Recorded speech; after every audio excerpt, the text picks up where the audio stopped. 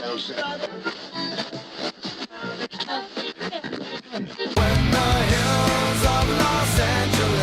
Los Angeles, I'm and most Hollywood nights. She goes to California, oh, California. California. What you say about Los Angeles? LA got the people saying.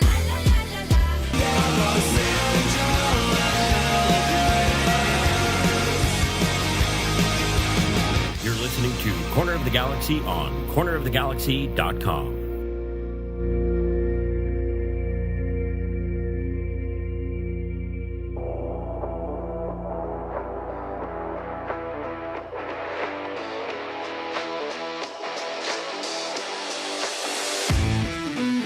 It's time for another episode of Corner of the Galaxy from the Box, the show that gets you behind the scenes of the LA Galaxy and into the minds of soccer reporters and MLS experts. Your hosts for the day are Corner of the Galaxy's Josh Guesman and LA Times soccer reporter Kevin Baxter. Let's start the show. Hello, everybody. Welcome to Corner of the Galaxy from the Box on cornerofthegalaxy.com. I'm your host, Josh Guesman, coming to you on a Monday, March 21st. LA Galaxy coming off of a 1-0 loss to Orlando City. They ruined a perfectly good day is what they did.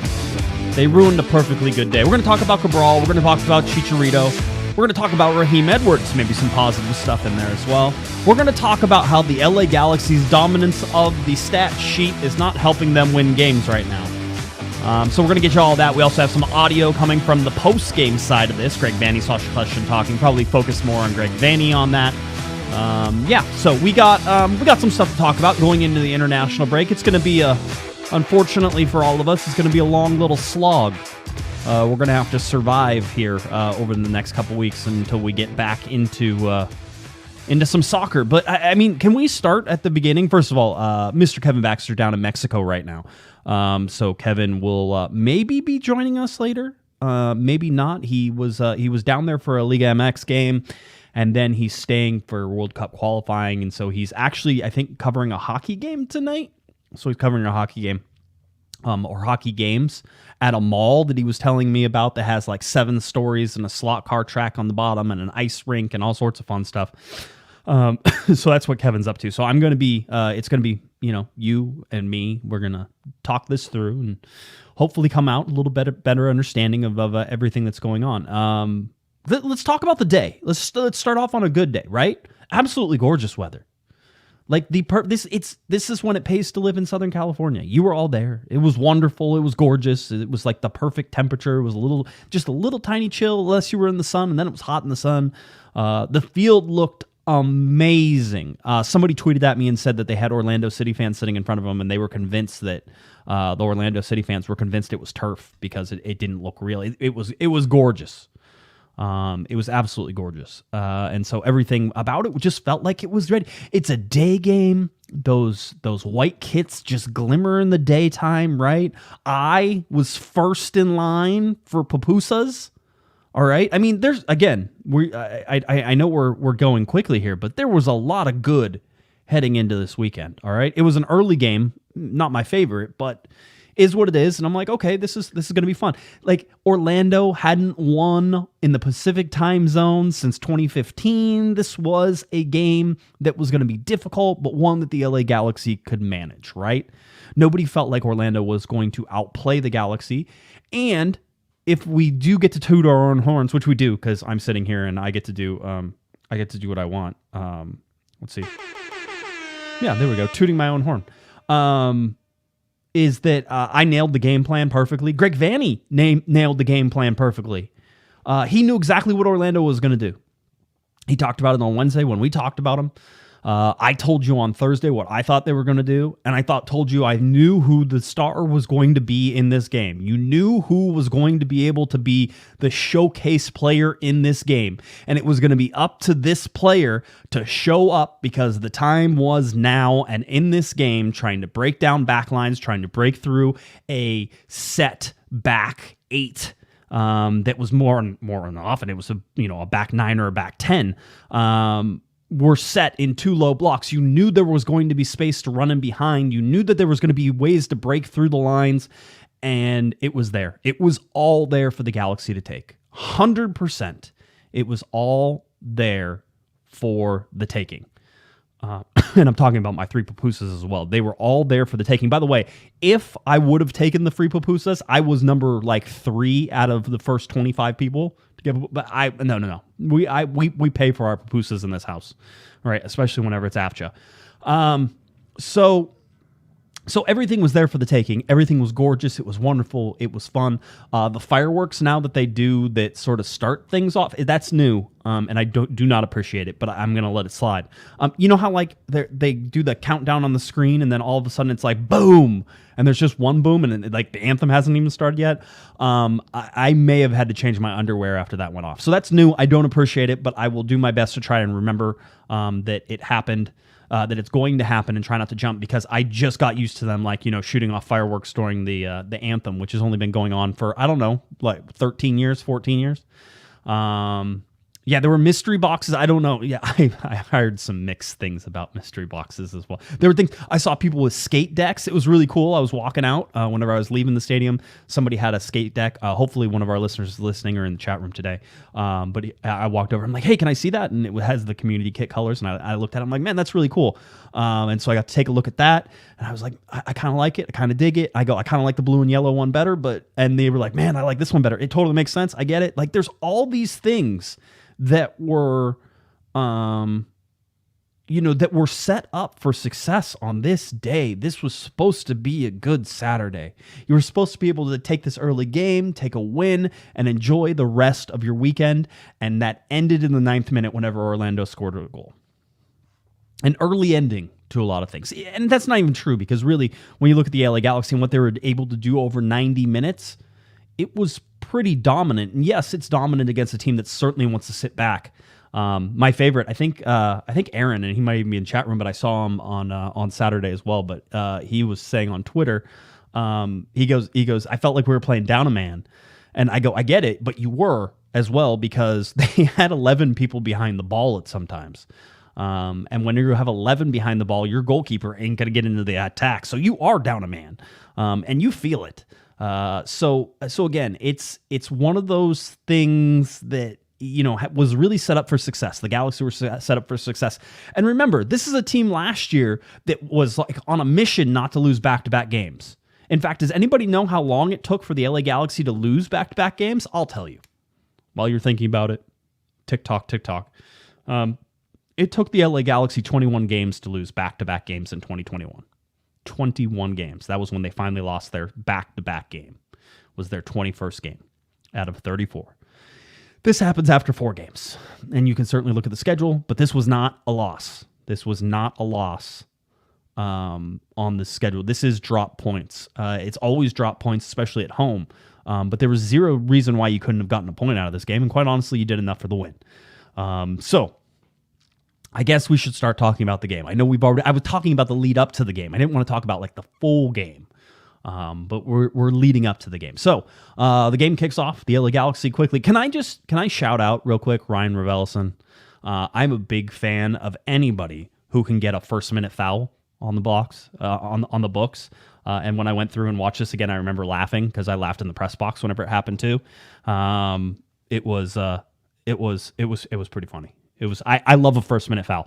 Give me a first-minute foul every game. It's just sometimes you can go 10 minutes, 12 minutes without a foul, and you're like, oh, wow, this is crazy. It's just been sort of this flowy game, and Ryan Revelson out there sticking out a foot in the first, inside of the first minute. It's 30 seconds in the match. We got a foul. Blow the whistle. All right.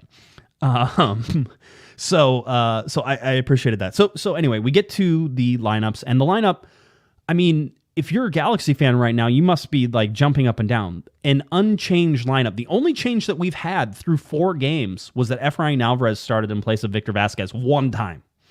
That's it. Otherwise, this lineup has been unchanged, which is something that did not happen last year with injuries and with designated players and with new signings that didn't come in on time and all the other things that go on with this. The LA Galaxy have not had consistent lineups, not through last season. This year, so far, we've seen that. Now, I expect that there will be changes after this break. Greg Vanney drew a line in the sand. He said that he was going to sort of look at everything after this game, after this fourth game, and sort of say, okay, we're in the international break. Who else do we need to work back into the squad? I think you're going to see somebody like Derek Williams come to the squad. I think you're going to see somebody like Nick DePuy possibly move out of the squad. Because I think Sega Coulibaly has and continues to have some of his better games that I have seen him play. So if Sega is getting comfortable, the guy who was the biggest question mark probably coming into this season, Sega Coulibaly, has been one of the better defenders the LA Galaxy have. Not the best, because that would be Raheem Edwards. And if you would have told me that Julian Araujo would be the third or fourth best defender so far through 4 games, I would have smacked your face, told your mama on you. I don't know what any of that means, but I said it. It's been head scratching, just sort of what Julian Araujo has done and hasn't done so far. But we got a good repeat lineup in this, and the LA Galaxy were able to start from a position, a base sort of a base level of knowledge of what they've done through the first 3 games. So we have this set up. I would say that the stats that they gave us after the game, and which I'm using if you're watching the live show or you're watching on YouTube, the stats they gave us have the most accurate representation I've seen of a starting quote unquote lineup, which would have sort of been a 4-4-1-1 with Victor Vasquez playing underneath Hernandez, even though Kevin Cabral is usually the one, and we'll show average positions here eventually. Kevin Cabral was the furthest up the field this entire game. So that's again, Chicharito likes to drop back into it and start plays and then get back into it. So that makes sense, but it was Cabral's job in this game. And we told you this on Thursday night. It would be Cabral's job to break through these back lines, and he did. So Kevin Cabral is going to win something that I don't think I've ever had to think about before. Kevin Cabral in this game, and the reason you're going to get really polarizing views of Kevin Cabral in this game, I've heard that he sucks, which I agree. And then I've also heard he was their best player on the field, which may also be true. In fact, I believe Kevin Cabral may be the first time ever to get the Corner of the Galaxy, the worst player, best player award. Best player on the field, also the worst player on the field. So it's it's a special case for Kevin Cabral in this.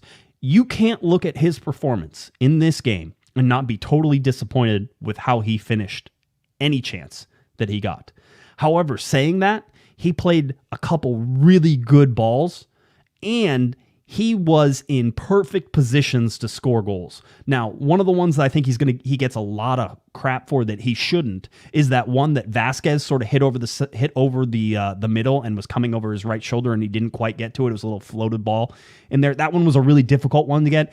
He should get less guff for that one. That one you should run. The one where he scuffed his shot at the top of the box in that second half whenever the Galaxy needed a goal, and he basically almost tripped over the ball, that's the one he should get the most crap for, because that was in a perfect position. He also played a unbelievable header off the back post. That was a corner kick. Vasquez hit it, and it went all the way past the end of the back post, and Cabral was the one who got onto it and headed it right across for Chicharito, who did not score. I will tell you this. We will say that Cabral was the best player and the worst player, okay? If you can just agree with me on it for a little bit, okay?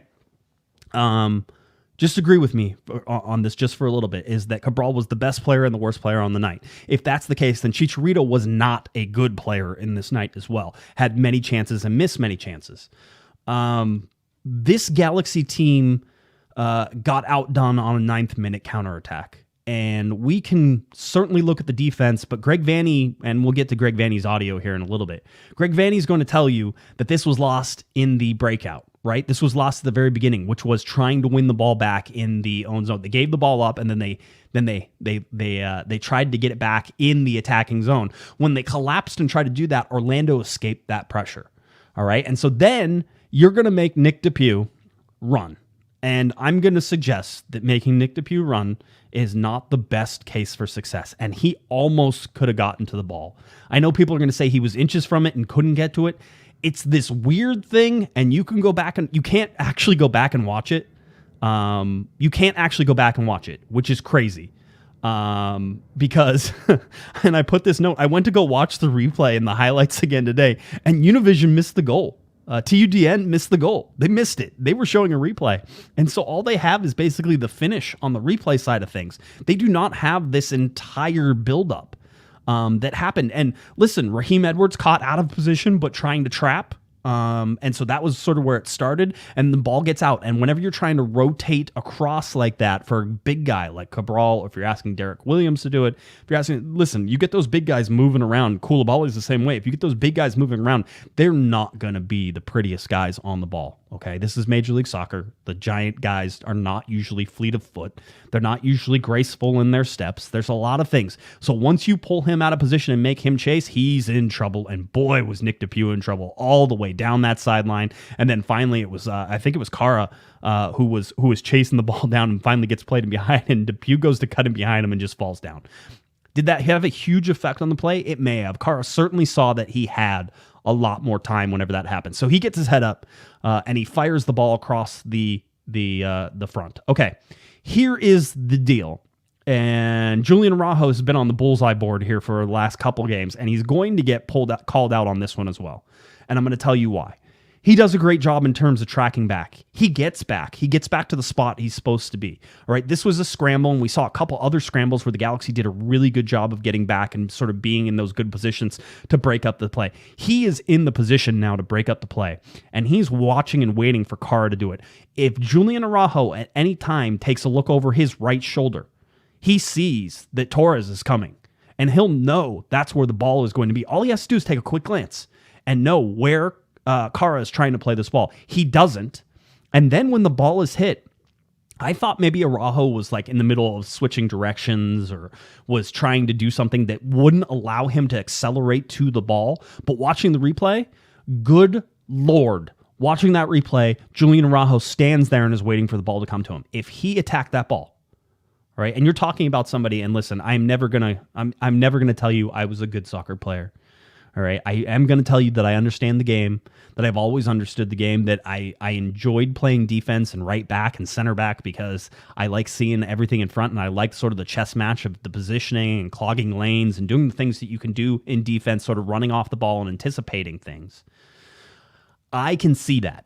And I'll tell you right now, I see it well enough to have conversations with players, then we have an understanding of what things. I don't think I'm usually off the mark, although occasionally a player will tell me, no, man, that's not true because of this and this, and I get educated. It happens every once in a while, but it happens. This is not that case. Julian Araujo steps to that ball. If he even anticipates that cross is coming and he knows that Torres is there because he checked his shoulder, he gets to that ball. Or he causes enough problems for Torres that it's not an issue. And instead you get a 9th-minute goal from Torres. And it's a great goal. Great goal. There's nothing Jonathan Bond's going to do about that. By the way, Jonathan Bond only had to make one save on the night outside of that one. So the idea that the defense lost this game is, to me, a laughable thing. Listen, if your defense only gives up a goal and you outshoot a team 20-6, which is what happened, if you outpossess them like 63, 64% to whatever the other side of that is, if you do all of those things, then your offense needs to help. And so far, in 4 games, it has been the offense's job to score goals, and they haven't done it. 2 goals in the first 2 games. Obviously, they scored 2 goals in the next game, but they were chasing it because of set-piece problems. We can argue about set-piece problems, and I'll argue that those are different than just defensive issues. Because the only defensive problem we have seen so far this year is that Seattle game. That's it. So you can go through it. Listen, DePuy makes a mistake there, absolutely. But Araujo makes a bigger mistake. DePuy is tracking at least and trying. So, yeah. I mean, this is how it works. On these things is that you're going to have these little setbacks. The Galaxy had plenty of firepower, plenty of offense, plenty of people who were able to make a difference, and they didn't do it. Right? Chicharito has as much blame as Kevin Cabral, quite honestly. Go back and watch the replays and look at all the places that Chicharito gets the ball. There's a couple times he gets in the way of some plays, and he still had chances. One of the best plays Cabral made on the night, by the way, was whenever he dummied that pass in the first half. Right? Not only does he dummy it, Chicha hits it, not very well.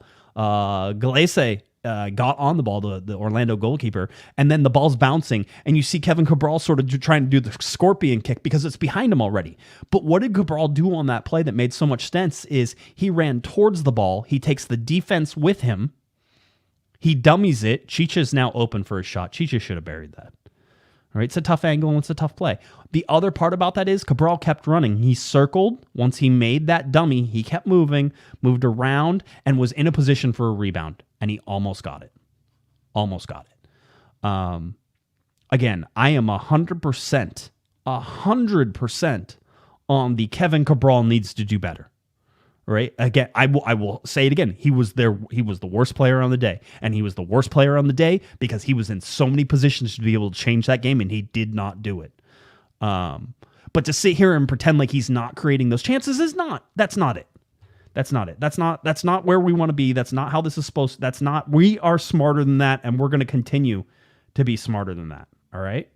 I don't want us to fall into that trap. But the Galaxy have problems in this as well. Greg Vanney said that Douglas Costa, who exits at halftime, felt something in the first 5 minutes. That he felt some tightness in his hamstring, and that really he apparently came in at halftime, and Greg was trying to get a hold of him, I guess, on the other side of the field and the whole deal. And he comes in at halftime and he goes, "Listen, I can't explode. I can't get to the ball. I can't do the things I want to do. So I need to come out." And Greg said, he thought that he would have pulled himself faster. Douglas Costa would have pulled himself if it was more serious, and so they don't think it's serious, and he's going to have time to heal and all that stuff. So I think the Galaxy are going to escape on this. But Costa comes out at halftime. That's not what you want from a designated player, right? You don't want your designated player to come out at halftime. So that's something there. By the way, shout out to Herb. $20 again, $20.05, 2005. We always pay attention, Herb. I make sure I understand. He goes. Herb says, "Finally made it to a live show. Hey Josh, thank you for always giving us our Galaxy fix. Herb Memorial and the original Sugar Daddy. Herb is the original Sugar Daddy here on the Corner of the Galaxy podcast. So thank you, Herb. We appreciate it." So you lose a guy like Douglas Costa, right? Yeah, that's not great. That's not great, Bob. There's also other things that were happening in this first half. I'll open this up to the chat room a little bit. See if you think I'm crazy. Did Victor Vasquez suddenly not know how to use his left foot? Is that something that we saw? Because go back and watch that first half. Actually, go watch the whole game. Tell me where Victor Vasquez takes a shot with his left foot or passes with his left foot. How many outside of the boot right-footed shots / crosses did Victor Vasquez have? 1 million? Because it felt like 1 million. It felt like 1 million. It felt like he couldn't use his left foot. He seemed like he was injured. So you have Douglas Costa, who was injured. You have Victor Vasquez, who was injured. We didn't get to talk about Vasquez. We were trying to talk to him after the game, actually. And so we thought we were going to, but then he was going to be like 30-something extra minutes because he was getting treatment. All right? So add that up. 1 + 1 does equal 2 on that, right? He's probably dealing with something on there. He gets played in on that one ball that's over the top, right? And it wasn't like over the top. It was sort of chipped over to him. So he's on the left edge, inside the post, but moving outside the post as he goes into the box. And that ball comes over. And if he has a left foot, he has a shot. But he didn't have a left foot for this entire night. So what did he do? He tried to right foot it, and the ball sort of squirted away from him, and somebody got it. So Vasquez, not great. And I think Marvin is 100% correct. Vasquez can't be playing 70 minutes per game. It's too risky. Chicharito. See, here's the thing, and I was thinking about this now, because if you look for the stats and stuff, Chicharito has played every minute of every game so far through 4 games, 360 minutes for Chicharito. We know that as the miles rack up on him, the more likely he is to get hurt, right? Okay. Are the Galaxy, and this was something that was sort of clicking through my mind today, and then we'll get back to the game. Are the Galaxy convinced that because it's not as condensed of a schedule, that Chicharito is going to be able to play more minutes this year because he's going to have more time to recover and keep himself in to a good game shape, right? Do we think that that's a possibility? It feels like a possibility. So something to keep an eye on is there. But Victor Vasquez not using his left foot, a problem. Douglas Costa going out at halftime, a problem. I think Efrain Alvarez is that who came in at the halftime. I have my stats here. I just you know me. I just don't really want to look at them because I was trying to do everything from memory on it. But let's see, 45th minute. Yeah, Alvarez comes in for Costa. That's what I remember that. So 45 at the halftime, you get Costa out. At 62 minutes, Cabral comes out. You lost 2 designated players before, inside of 62 minutes. You usually want those guys there. Now, I think a lot of people were like, "Oh, well, I'm glad that Cabral came out." I'll tell you why that maybe probably wasn't great. And Greg keeps hinting at this. I don't know if you guys are picking up on this. Grandsir doesn't bring anything to the table, guys. All right? He's not bringing anything to the table. You may like him. I like him. Seems like a good guy, a hard worker. He cuts inside. You like it. He looks dangerous. He has not been dangerous. So if Grandsir isn't going to give you anything, then pulling Cabral at 62 minutes is a problem.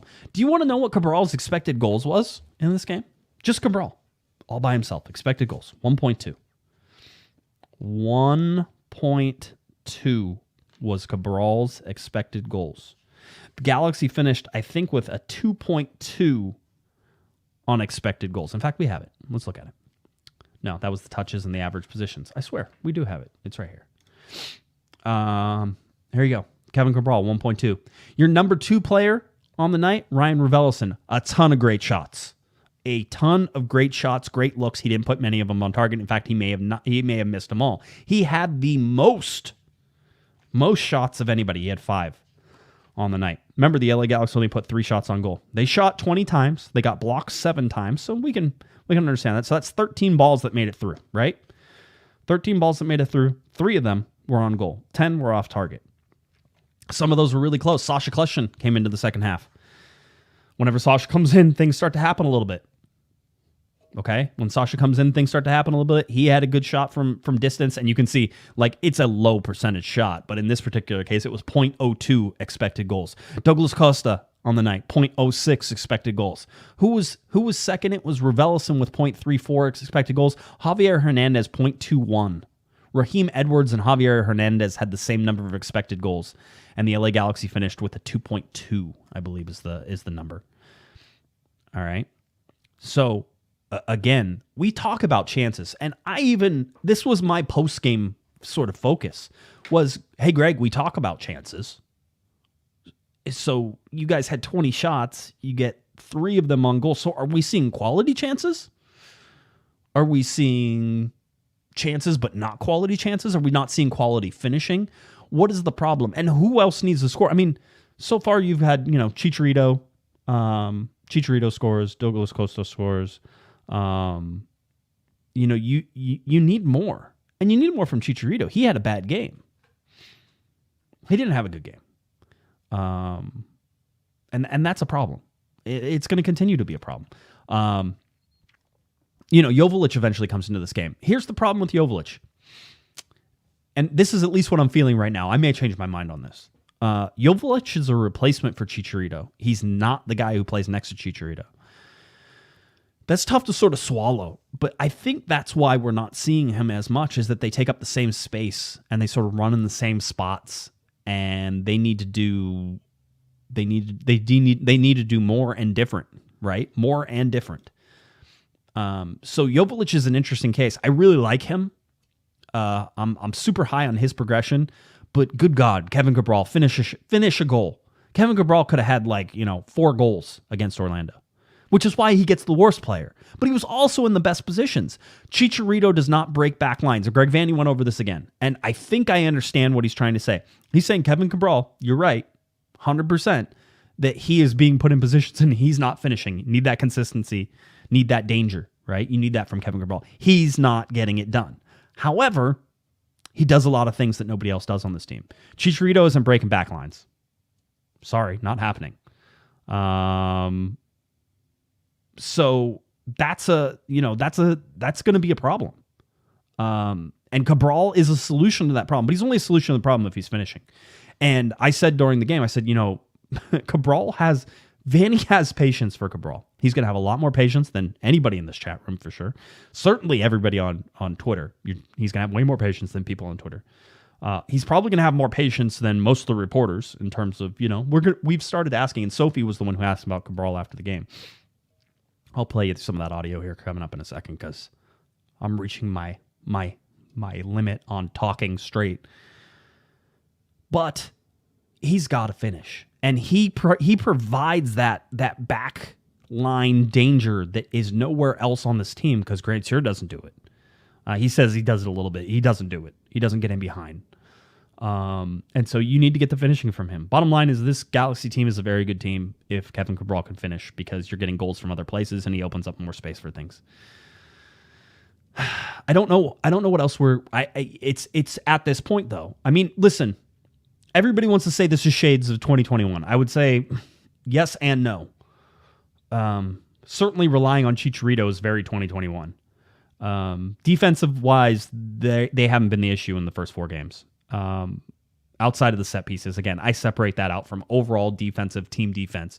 Team defense has not been a problem. Mark Delgado has been playing really well. Again, he's going to be underrated in this game, but he was really solid in this game. Revelson was pretty good and got a lot of chances, so you like seeing that. But he needs to put stuff on goal. Galaxy had 222 more passes than Orlando, a ton more possession. I mean, 12-2 on corners. Do you remember the Galaxy being dangerous on corners like ever? It feels like it's been forever, right? That's what it feels like.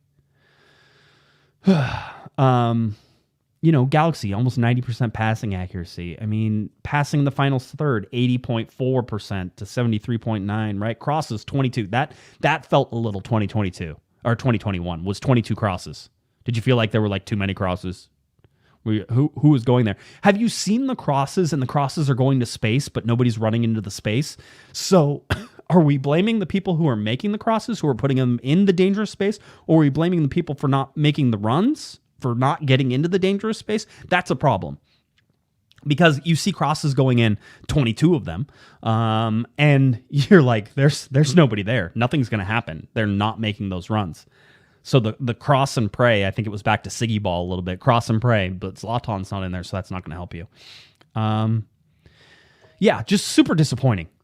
Super disappointing with all these things because you don't get points for any of these stats, right? That's not how it works. But the Galaxy are... Listen, if you want to compare the start of 2021 to the start of 2022, they're like polar opposites. Total opposites, right? The LA Galaxy were outperforming their expected goals in 2021 start, and they were winning all those games.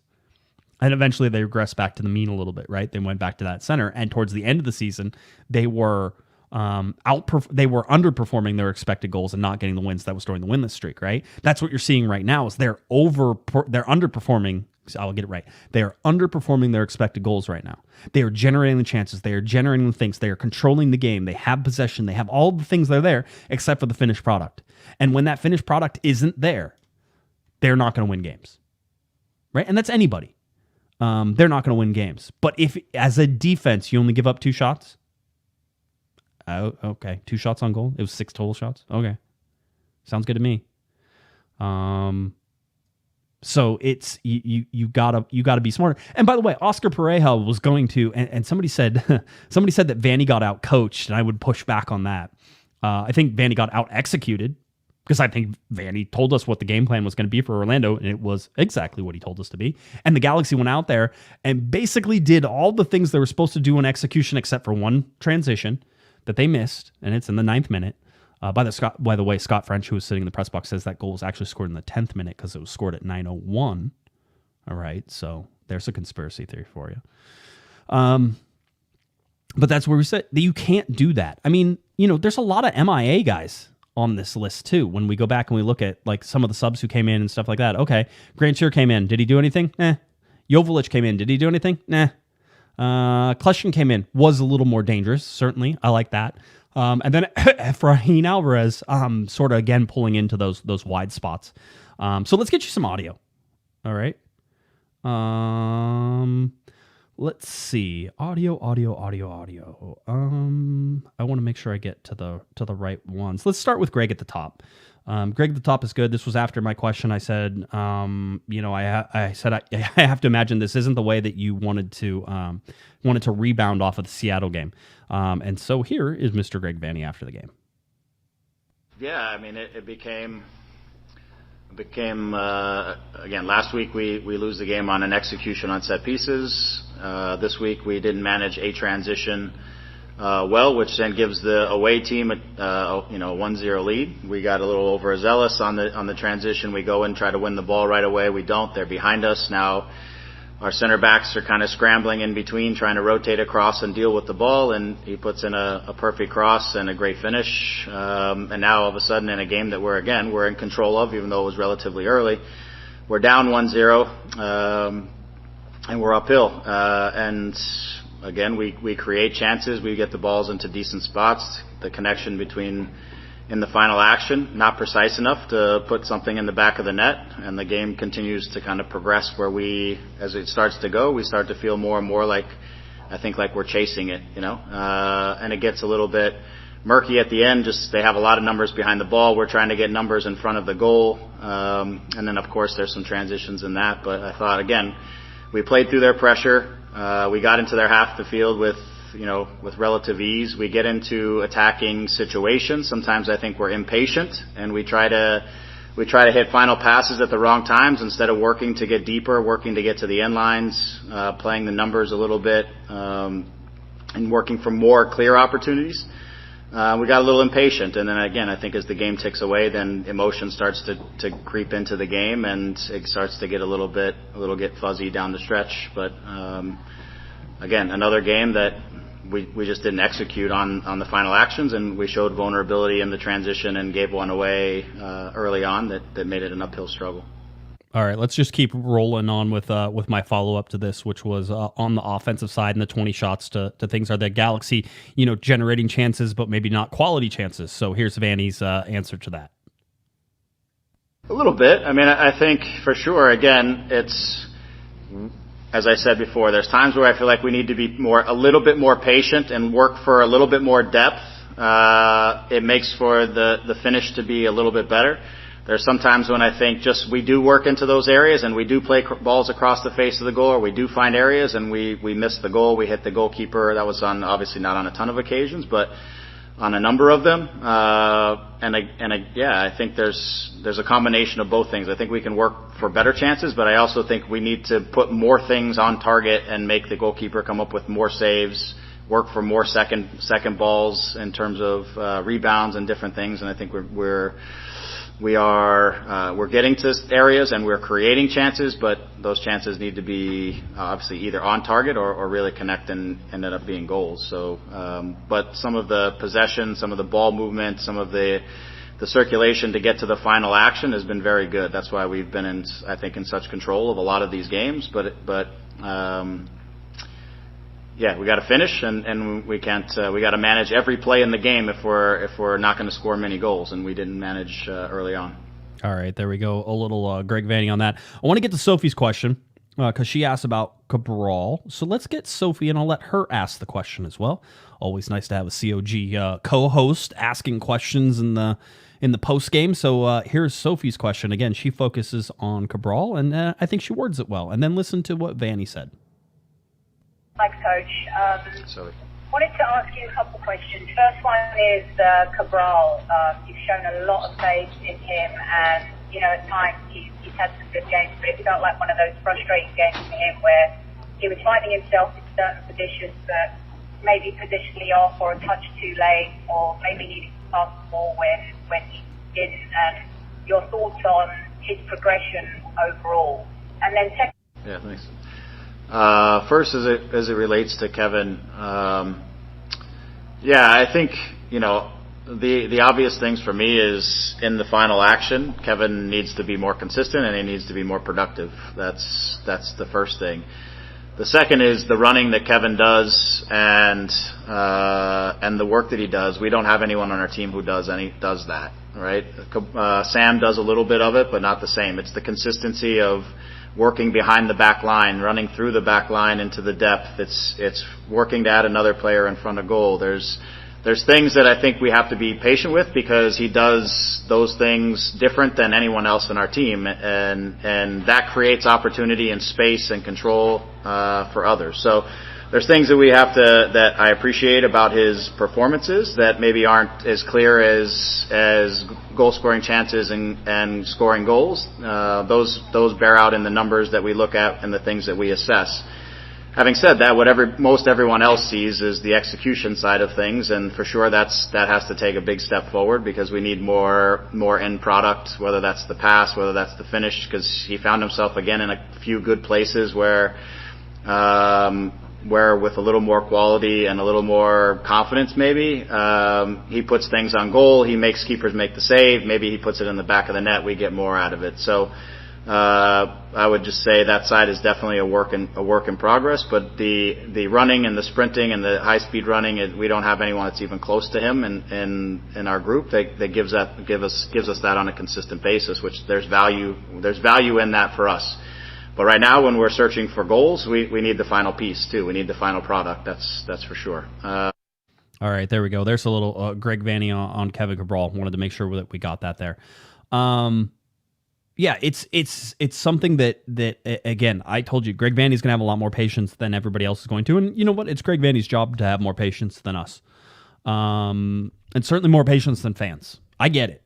I get it. You get another sold-out game, on a Saturday. You're getting people back to the stadium. People are feeling good about all that. And you go and lay an egg in this game. Listen, it's not a good game. It doesn't matter what the stats say. It doesn't matter what anybody says on it. We can go through the stats and look at them and assess whether or not what we're seeing is making sense. And all the stats here make sense to me. There's nothing in here that was surprising. Mark Delgado with the most touches in 90. Raheem Edwards, which by the way we haven't talked about, but Raheem Edwards has been the player of the year so far for the LA Galaxy. Had a couple amazing tackles and trackbacks. There was another counterattack that happened, I think in like the 15th minute. Yeah, in the 15th minute. This was just before this actually sort of queued up the whole run the other way where Cabral and Chicharito almost got on the end of a ball and almost made something happen. But in the 15th minute, he runs like, 50, 60 yards at a full sprint, comes in, sliding tackle into the middle and stops what looked like another promising counterattack from Orlando. He's doing things that you didn't expect him to do. I don't know if you can expect him to score goals, but he was actually one of the guys who had some of the better chances for the LA Galaxy as well. Again, the Galaxy are getting the chances and they're not converting them, and I think that's probably the most frustrating thing that you will see out there. So it's something to keep an eye on. And again, we have to keep seeing, these things that are happening in front. And I think it's up to us, and certainly up to me on this podcast, is to compare that to what we've seen before. I'm going to tell you a little story about what happened after the game. And I'm not going to use this person's name because it wasn't something that was supposed to be made for public broadcast, and it's not bad. And what they say, I'm sure they would say on this podcast, should I have invited them? But I was getting ready to leave the parking lot, and I ran into a former LA Galaxy player who I've known for a while, and I sort of yelled at him through the window of the car. And he came over and we talked, and we ended up talking about 10 minutes. We talked about Kevin Cabral. And it was funny. He goes, and the first thing he says, man, Kevin Cabral, if that dude could just finish. And I'm like, yeah, I know. I go, do you know he had a 1.2 on expected goals? And he goes, no way. He goes, makes sense. He goes, he was in all the right places. He goes, and this was without me, we were sort of talking about Cabral. So this was without me, saying anything. He goes, he's gotten so much better this year. So much better this year. And he goes, like, physically, like that dude would get like blown over by wind last year. And this year he fights through tackles. He does a lot better job. He draws fouls. He puts himself in dangerous positions. And I'm paraphrasing what this person said. He goes, like, if he could finish, he would be one of the best players in Major League Soccer because, good Lord, all the stuff. And he goes, and it's night and day between what he saw last year and this year. So we have to put, and again, that's a former LA Galaxy player. You can say I don't know what I'm talking about, which is early and often. You can say it all the time. I know lots of you do. Lots of you don't believe. I am a defense homer. I'm going to defend the defense probably more than the defense defends the goal sometimes. I'm going to defend the defense just because I know I played that position. I understand the workings. I understand the rotations. I understand what happens whenever you pull center backs. Like, if you want to pull apart a defense, I can tell you how to do it. And Orlando did a great job moving a center back outside, making a center back run, making a center back turn and run towards their own goal, making them chase, pulling the other center back across the field, making the outside back fall into the center. Like, all these things are just, sort of defensive, how you pull down a defense 101. And the thing about defense is you can be great 99 times. You fail that one time, which is what this this game was. You failed once, and you're going to be labeled a failure on that. You can say I don't know what I'm talking about, and yes, I will defend the defense. But whenever we're talking about somebody who played professional soccer, who knows what they're talking about, and looks at Cabral, they see the steps. And I think it's important for us to go back and remember that last year was worse. All right, just as we look at defense, that last year's defense was worse. This year defense through 4 games, I'll take this defense all the way to an MLS Cup. All right. Throw out the set piece goals. Throw them out. The LA Galaxy have allowed 3 goals in 4 games. Excuse me. The LA Galaxy have allowed, let's see, you would win. So the 0-0, 1. They allowed 1 goal. 1 goal from the run of play. That's it. 1 goal in 4 games. That's so much different than last year. Mark Delgado in the center of the field, Ryan Revelson in the center of the field, and what they're able to do right now, I hope they can keep it up because the work rate in the center of the field is fantastic. I'm still of the meaning, and I didn't get to this. Patrick gave us I think a $10 super chat and said, need a cam, need a central attacking midfielder. Yes, I'm still big on that. That's the targeted allocation money that Greg Vanney is sitting on. I mean, you got all your defenders. Stop spending money. By the way, there was somebody who was like, "Oh, do you want the LA Galaxy?" It was on Twitter today. Do you want the LA Galaxy to spend money on or just to use a designated player spot on a defender? And it was like 67% yes and 30% no. And I was like, yeah, because throwing money at it has been the problem for the LA Galaxy. The Galaxy has spent millions of dollars on defense. Pipo Gonzalez, Jorgen Shelvik, Michael Ciani, Jelle Van Damme. Ashley Cole, even great. By the way, did any of those things like fix the defense? Ashley Cole certainly shored up a defense that was struggling there, but he also played at some of the worst teams for the LA Galaxy. Jelle Van Damme was a good signing, right? Until the second year when he decided he didn't want to play anymore and quit on the team a couple times. Personal problems, understand it. Just saying that's what happened in the second year. Michael Ciani drove a McLaren around. I don't know that there was anything else that he actually did. Jorgen Shelvik took millions of dollars from the LA Galaxy, one of the highest paid defenders in the league whenever he signed. That was the story I broke for the LA Times, which is why I will always remember it. All right. Pipo Gonzalez, how much money did they just bury in all that stuff? It's not the money, it's the system.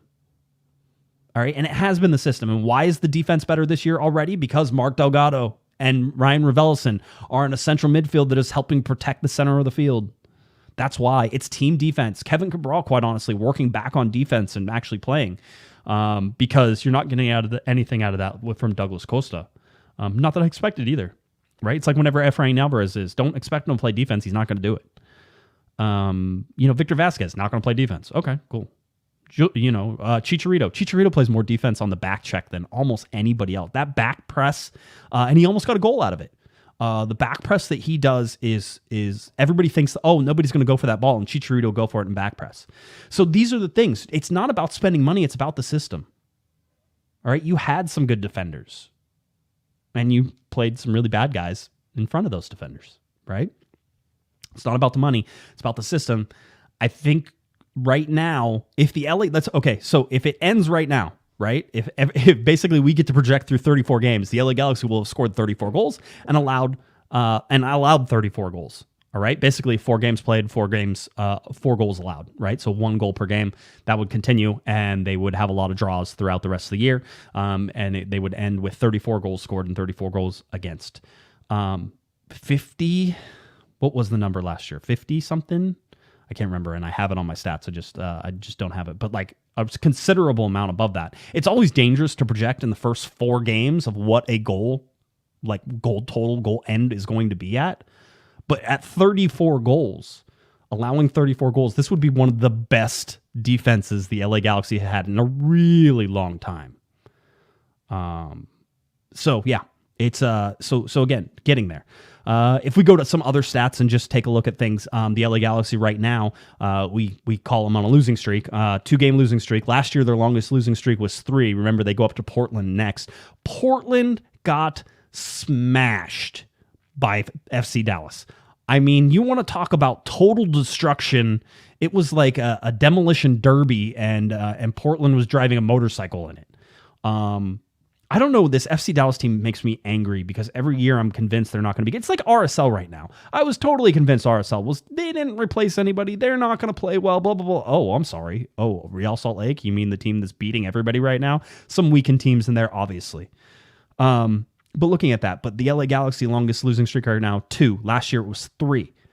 All right, they go up to play Portland next. That could be a 3 right there. You could match it. And you could have a 3-game losing streak in this very open, 5 games. You could have 3 losses in 5 games. That's not the way you want to start. And going up to Portland again is going to be a problem. Longest winless streak, however, in 2021 was 9 games. Right now, the Galaxy just at 2 games. If we look at the start, the LA Galaxy are off to their 14th best start. Can we say 14th best whenever we get there? I guess out of 27 years, that's not horrible. But 6 points through 4 games. There are 14 other seasons that finish better than them. At this point in 2021, last year, the LA Galaxy had 1 more win. So again, at this point in the season, it's early. There's not this huge, sort of jump between where it was. 2010, by the way, it was at 12 points. 1996 was at 12 points at this point. 1998 at 10 points through 4 games. So keep that in mind as you're looking at this, and it's certainly not all is lost, but it's a little bit of a jarring sort of understanding of where the LA Galaxy are right now in stats wise and what the other years have sort of done through the first 4 games. By the way, Matthew says Austin look legit. Don't sleep on them. The Austin looked good. So yeah, there's we're going to get to the standings here in a second. I'm going to tell you there are some good teams in the top of those standings right now. And I looking at the schedule coming up, I'm not exactly sure that the LA Galaxy should be excited about their upcoming games. There's going to be some ridiculously tough games. Portland is one of them. LAFC, El Tráfico, they're up at the top. I think they're in first place in the Western Conference. So that's something to worry about as well. We keep track of the LA Galaxy and what happens whenever they score the first goal or allow the first goal. This is the first time this season that they didn't score the first goal. So they are 0-1-0 when scoring the first goal. Just like to remind or when not scoring the first goal, whenever they allow the first goal. When the LA Galaxy allowed the first goal last year, they were 1-10-6. All right. And we all remember that 1 win was the very first game of the year against Miami last year. So, again, not the recipe for success for any team, especially for the LA Galaxy. They were split almost even last year between games they scored the first goal in and games that they allowed the first goal in. And the 2 records were wildly different, as you could probably imagine. So, it's very important for this team and for a lot of teams to score first. Not a surprise, but still something that we watch and we keep track of. If we go through our points per month, and I didn't show it, but you're done with March. There are no more games in March. You finished with 1 win and 2 losses. You finished with a 1.00 average points per game overall. The LA Galaxy at 1.5 points per game, with 4 games played, 6 points gathered. So yeah, that's where the Galaxy are at. Let's get to the schedule here a little bit, and I want to make sure that we sort of understand what is coming. Every month after this is balanced. Every month basically has, and it's April and May are the unbalanced ones, but they balance each other out whenever you look at it in terms of home and away, right? The April for the LA Galaxy is away, home, away, home, away. Your away games are Portland, Chicago, and Salt Lake. We're going to look at the standings here in a second. You're going to be like, that's not great. The home games are El Tráfico, LAFC, and Nashville. Those are tough games. So what is coming in April will not be easy for the LA Galaxy. And I could see losses in the majority of these games if they don't pick up where they're going. There has to be finishing. There has to be something, it's to the point now where it's important. And if Douglas Costa is going to be out, and we don't know what his status is, but if he's going to be out, the finishing becomes even more important. You're expecting someone like him to put in 10 goals this year.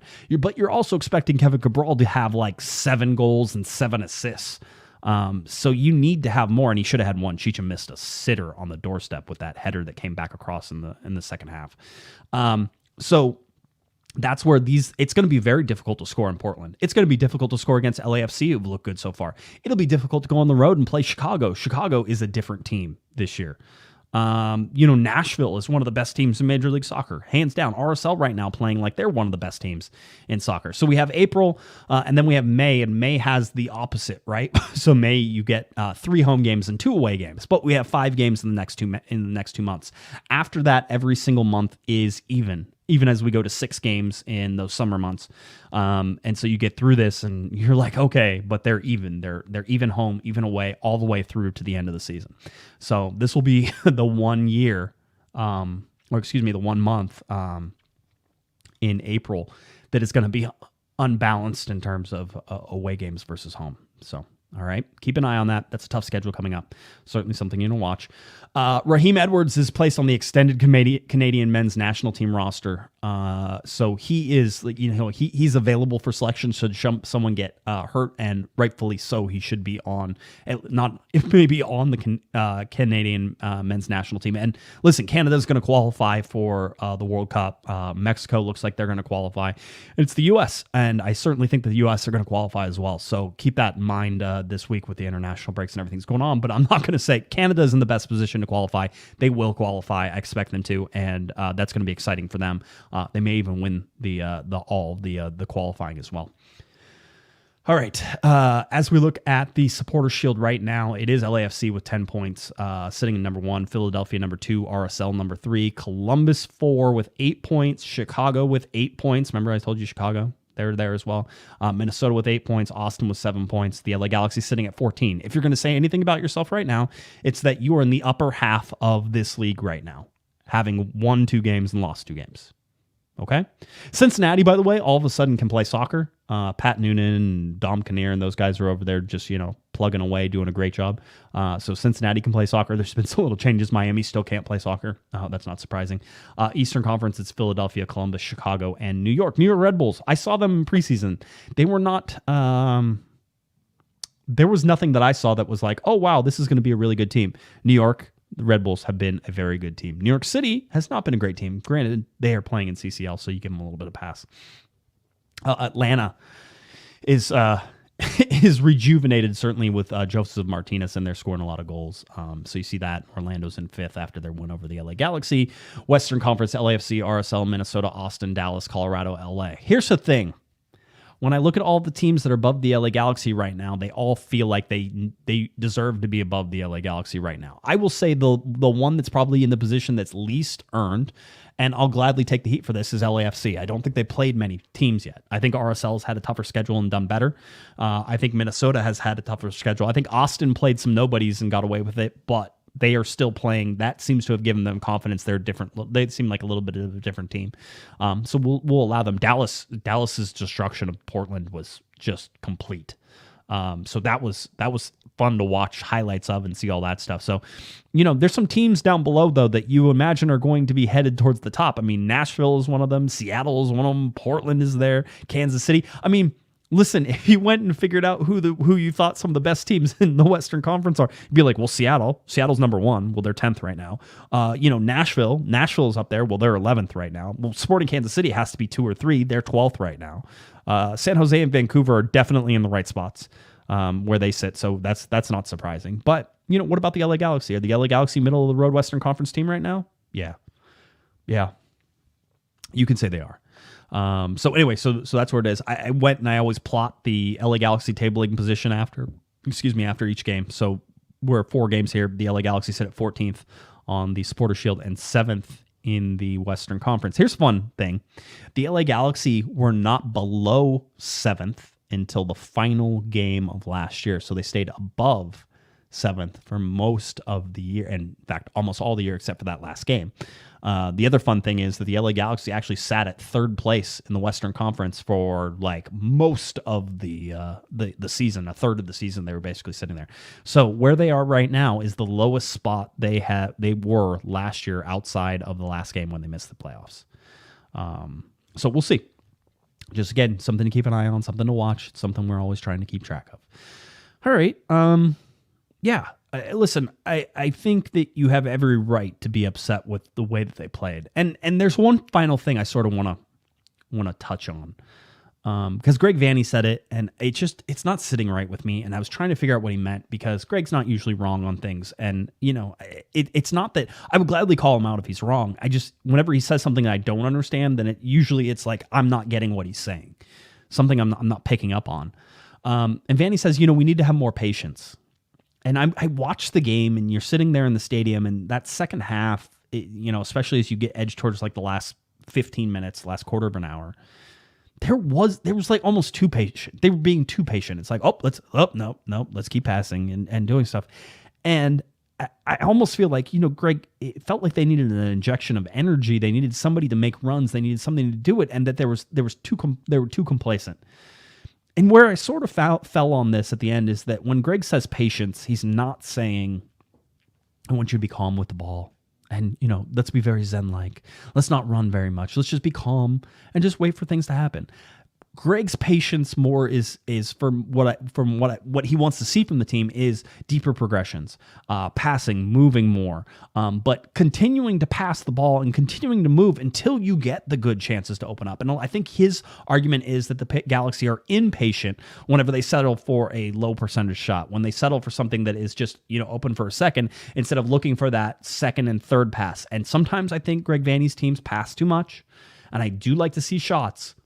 But I imagine most of you were as frustrated with the LA Galaxy as probably everybody was in the stadium whenever you see those shots being taken from well outside the box, or in positions where, Chicharito got a ball on the right-hand side where you're like, just bring it down and do something with it. Instead, he tried to like full volley it from outside the post, almost outside the box.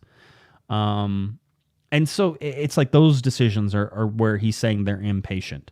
Matt in the chat room says, I think what he meant was they settled for bad plays, i.e. crossing for no reason. Yeah, that's what I think. That when I think of patience, because I have a young child, I sit there and go, when we are lacking patience, we need to take a deep breath.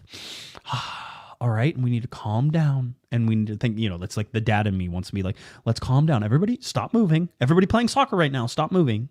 Let's all take a deep breath. Let's think happy thoughts, and let's go ahead and do it. And that's not what Vanney says. So it's not what he's trying to get across, and I'm convinced of that whenever I look at that. So, there has to be an urgency in this. There has to be a want and a need to be able to break these down. Listen, this is not new. If you want to talk about something that's very similar to 2021, it's the Galaxy's inability to break down a low block. It's tough. It's tough in a league like MLS to do that, especially when there are 11 guys behind the ball. You had 4 or 5 people on the defensive line, and then you had the rest of the people stacked in a block up above them. It's hard. It's not easy.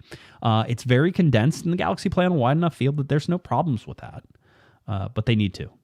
The offense needs to kick into gear. If the offense scores, 2 goals against Portland, the Galaxy will win, or at least get a draw. Offense needs to score.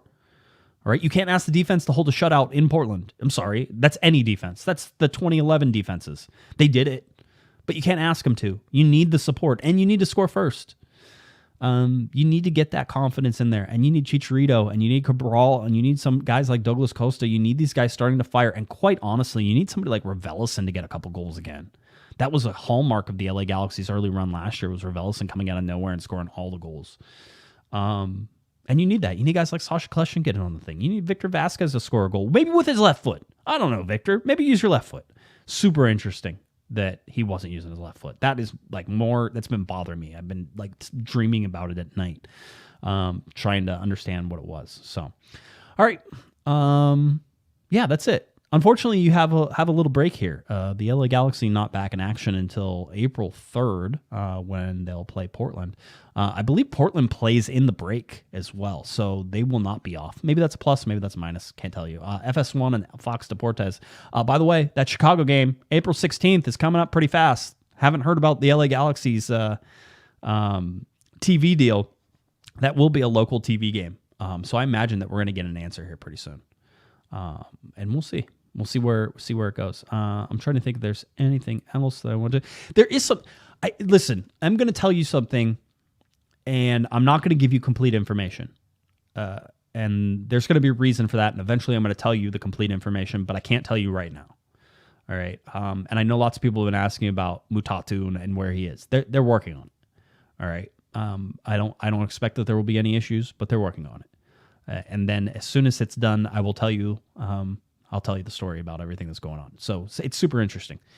But it'll get done. Just give it some time, and then again, he's sort of listed on the first team roster right now. It's not announced, but that'll come, and we will have a nice, lively discussion about the whole thing. And hopefully, we'll get him back on the show. And maybe he can talk about it as well. But for right now, they're working on it, and I imagine that all gets done. But they'll get there. Okay, all right. I hope everybody enjoys the international break. If you are a fan of a national team, I hope you enjoy your national team's games this weekend. Mexico and Canada and El Salvador. You can watch Eric Zavaleta play for El Salvador. Some of the youngins, I think, for Kranis and Jalen Neal are in some of the U20 camps. So pay attention to that. I saw some of that today, but I was busy. So anyway, I just want everybody to know you have a good week. Enjoy it. Enjoy a little bit of time off, and we'll kick back off here on April 3rd, and Galaxy get back. Right now, planning a show on Thursday night. We'll see if that happens. But Thursday night is usually good for a show. I think we have the Hammer is in, although he was already trying to get out of it because I want to watch games. I don't want to be podcasting, but we might do something, or I might do something because I get bored. You know that. All right. If you're looking for me on Twitter, it's at jguesman, JGUESMAN, and of course at Galaxy Podcast. The Kev dog, Baxter, is down in Mexico, so I imagine he'll be back. He's going to be traveling, but we're going to talk to him on Monday. I think we have it worked out for Monday, so he'll be back next Monday. All right. Head on over to cornerofthegalaxy.com. You can find our podcasts, our news, our recaps, our videos. I have the full post-game video up and ready for you at YouTube as well. Like all of our YouTube videos, subscribe, hit the little notification bell, subscribe on podcasts, do all that fun stuff, and we'll be good. All right, LA Galaxy get the loss, but they'll be back against Portland coming up. For Kevin the Panda Baxter, who wasn't here, I'm Josh Guesman. You've been watching Corner of the Galaxy from the box on cornerofthegalaxy.com. Have a great one, everybody. You've been listening to the Corner of the Galaxy podcast on cornerofthegalaxy.com. You can follow the show on Twitter and Instagram at Galaxy Podcast. And be sure to check out and subscribe to iTunes, Stitcher, and Facebook by searching for Corner of the Galaxy. Fans, we thank you for listening, and we ask that you be kind and courteous to your neighbors as you leave the podcast. We thank you for joining us and look forward to seeing you again. Until then, I'm Michael Araujo, and on behalf of the entire Corner of the Galaxy crew, goodbye, everybody.